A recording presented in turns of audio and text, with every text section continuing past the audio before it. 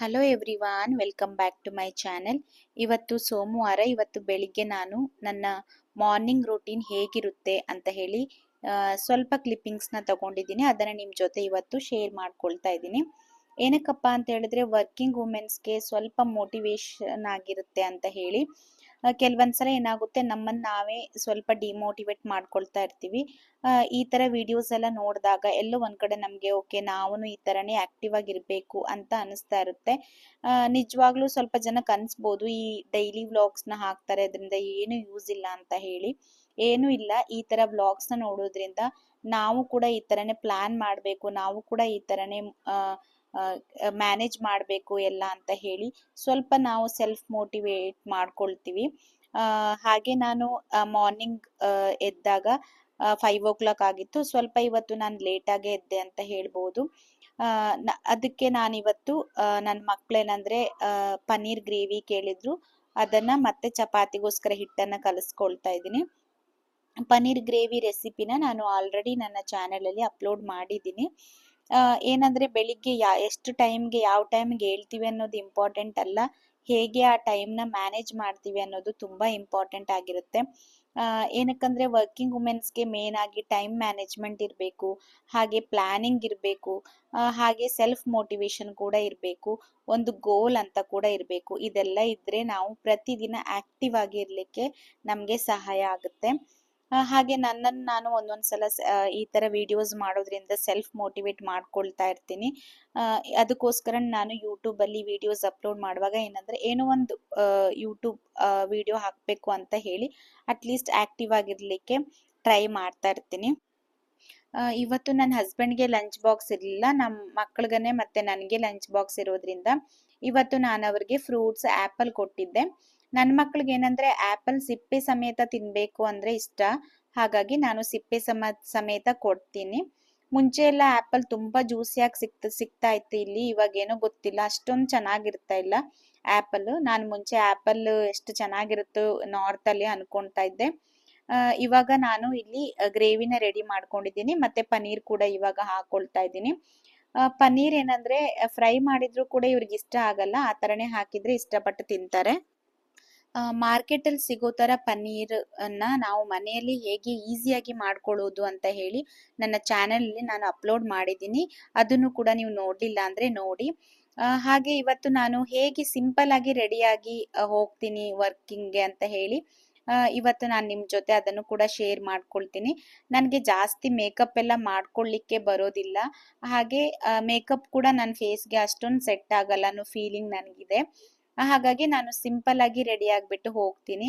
Hair style ಅಂತೂ ನನಗೆ ತುಂಬ ಹೇರ್ ಸ್ಟೈಲ್ ಮಾಡ್ಕೊಳ್ಳಿಕ್ಕೆ ಇಷ್ಟ, ಬಟ್ ನನಗೆ ಬರೋದೇ ಇಲ್ಲ. ನಾನು ಕಲ್ತ್ಕೊಳ್ಬೇಕು ಅಂತ ಅನ್ಕೊಳ್ತೀನಿ, ಇದೊಂದೇ ನನ್ನ ಸಿಗ್ನೇಚರ್ ಹೇರ್ ಸ್ಟೈಲ್ ಅಂತ ಹೇಳ್ಬೋದು. ಇಲ್ಲಾಂದರೆ ಜಡೆ ಹಾಕೊಳ್ತೀನಿ ಅಷ್ಟೇನೆ. ಹಾಗೆ ಕಂಫರ್ಟಬಲ್ ಆಗಿರೋ ಹೇರ್ ಸ್ಟೈಲ್ ಮಾಡ್ಕೊಂಡು ಹೋಗಿದ್ರೆ ನಾವು ದಿನ ಪೂರ್ತಿ ಫ್ರೀಯಾಗಿ ವರ್ಕ್ ಮಾಡ್ಕೊಳ್ಳಿಕ್ಕೆ ಆಗುತ್ತೆ. ಮಕ್ಕಳಿಗೆ ಯೂನಿಫಾರ್ಮ್ ಎಲ್ಲ ಹಾಕೊಳ್ಳಿಕ್ಕೆ ಶೌರ್ಯ ಏನಂದ್ರೆ ಅವನೇ ರೆಡಿ ಆಗ್ತಾನೆ ಪಾಪ. ಚಿಕ್ಕವನೇನಂದ್ರೆ ಅವನಿಗೆ ಯೂನಿಫಾರ್ಮ್ ನಾನೇ ಹಾಕೊಳ್ತೀನಿ ಅಂತ ಹಠ ಮಾಡ್ತಾನೆ. ಸೊ ಅವನೇ ಹಾಕೊಂಡಿದ್ದಾನೆ ಇವಾಗ.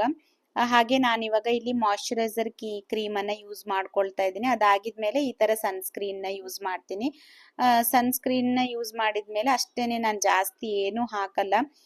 ತುಂಬ ಸಲ ಟ್ರೈ ಮಾಡಿದ್ದೀನಿ ಮೇಕಪ್ ಸ್ಟೆಪ್ ಬೈ ಸ್ಟೆಪ್ ಮೇಕಪ್ನ ಮಾಡ್ಕೊಳ್ಬೇಕು ಅಂತ ಎಲ್ಲ ಹೇಳಿ, ಬಟ್ ನನಗಷ್ಟು ಸೆಟ್ಟೋ ಆಗಲಿಲ್ಲ, ನಾನು ಅದನ್ನು ಅಲ್ಲೇ ಸ್ಕಿಪ್ ಮಾಡಿಬಿಟ್ಟೆ.